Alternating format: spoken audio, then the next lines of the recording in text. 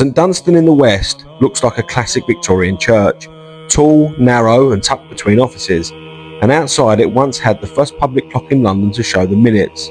But this site goes back almost 1,000 years, and behind the facade is one of the most unusual church interiors in London. Inside, the whole space opens up into an octagon, a shape you almost never see in London churches. It feels unexpectedly open and geometric, almost like the whole interior has been carved out of a single shape. And St Dunstan's is unusual that it doesn't just serve one community either.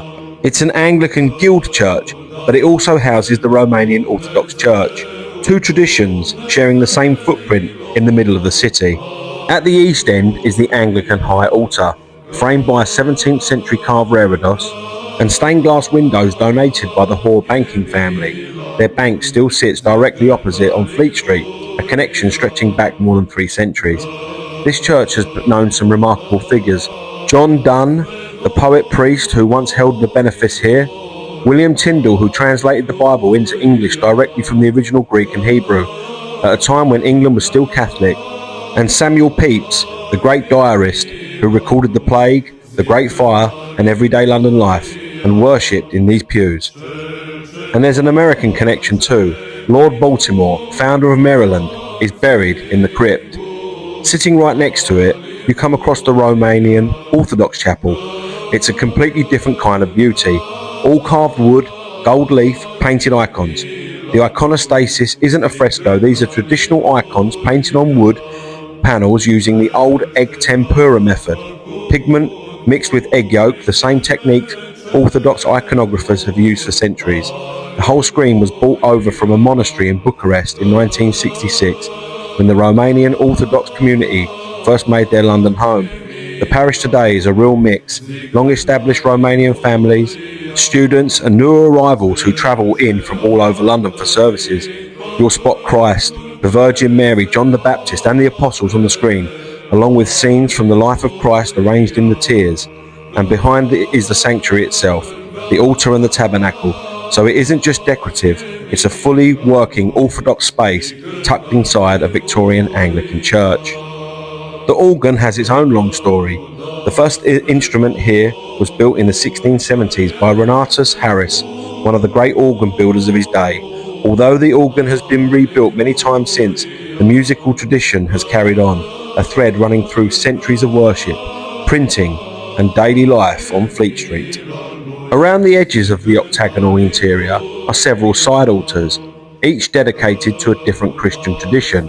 There's a Lutheran altar linked to Berlin, an Oriental Orthodox space representing Armenian, Coptic, Ethiopian and Syrian communities, and a small Reformed shrine.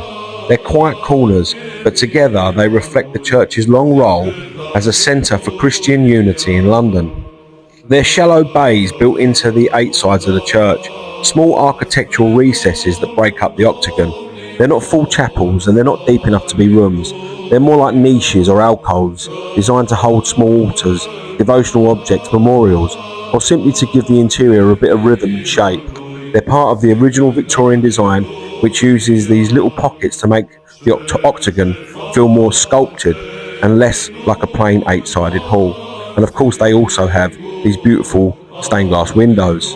And down here you'll spot 3 different vessels that look like fonts, but they're not all doing the same job.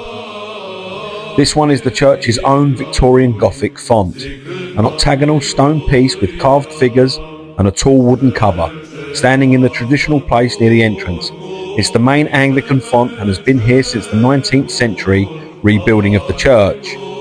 Next to it is the second permanent font, brought here from St Dunstan-in-the-West after the Blitz. The church was badly damaged, but its font survived, so it is moved here for safekeeping. 2 historic fonts, now sharing the same building.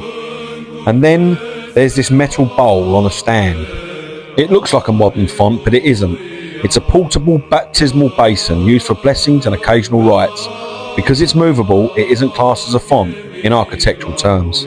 Even the City of London leaves its mark here. This ornate sword rest was made for the Lord Mayor's visits, a reminder that St Dunstan's has long been tied to the civic life of the square mile.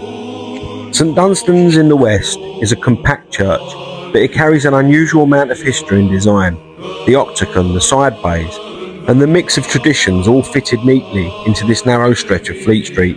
It's a building that makes the most of its footprint, layering Anglican, Orthodox, civic and literacy stories into a space that's far smaller than you'd expect. A tight plot, but a surprisingly full church. Thank you so much for watching the Pew Review. If you enjoy watching the videos of the old churches of London and the UK, follow along for more.